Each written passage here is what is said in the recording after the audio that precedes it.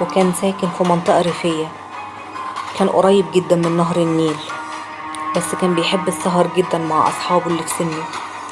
بيقول كنا بنلم بعض كل يوم بعد العشاء ونروح نقعد في الأرض اللي جنب البيت ونلعب ونتلم حوالين نار بنولعها جنب بعض ونفضل نحكي لبعض قصص وحكايات مرعبة، أو اللي عنده قصة من باباه أو جده يحكيها لنا. بس للأسف قصتنا كانت حقيقية. كان في واحد معانا من أصحابنا اسمه إسلام.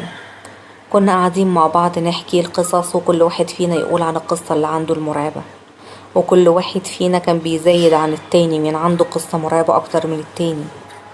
بس كان إسلام أكتر واحد بيخاف فينا، ما كانش بيقول أي قصص مرعبة خالص، وكان دايما خوفه مسيطر عليه. وفي ليلة من الليالي حسينا إن المية بتخبط جامد في السور اللي قاعدين جنبه،